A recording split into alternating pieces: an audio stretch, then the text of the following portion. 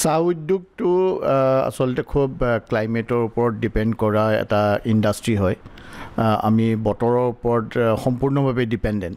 চ' আজি প্ৰায় ৬-৭ বছৰ ধৰি পেলাই এই গোটেই ক্লাইমেট চেঞ্জৰ ইম্পেক্টটো এই চাহ উদ্যোগৰ ওপৰত সাংঘাতিক ধৰণে পৰিছে।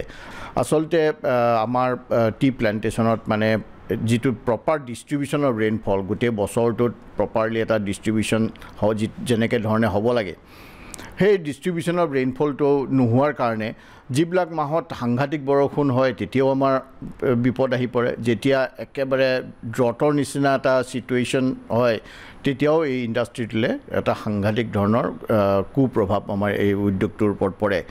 এই বৰষুণ নোপোৱাৰ কাৰণে আমাৰ চাহৰ যিটো উৎপাদন হ'ব লাগে সেই উৎপাদন হোৱা নাই।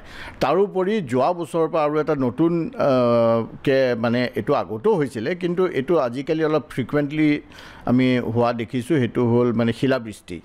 এই শিলাবৃষ্টি হোৱাৰ পৰা আমাৰ বিশেষকৈ যদি এই শিলাবৃষ্টিটো আমাৰ মাৰ্চ এপ্ৰিল এনেকুৱা মাহত হয়, যেতিয়া মানে নতুনকৈ আমাৰ গজালিবোৰ ওলাবলৈ আৰম্ভ কৰে, আৰু যেতিয়া এই শিলাবৃষ্টি হয় গোটেই গজালিবোৰ শেষ কৰি পেলায়। গতিকে গোটেই বাগান, বহুতখিনি বাগান এই শিলাবৃষ্টিৰ কাৰণেও ধ্বংস হৈ গৈছে।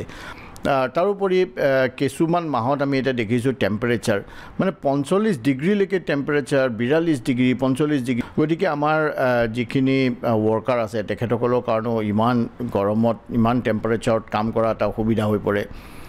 আৰু আমাৰ চাহৰ গছবিলাকেও ইমান বেছি টেম্পাৰেচাৰ এটা সহ্য কৰিব নোৱাৰে।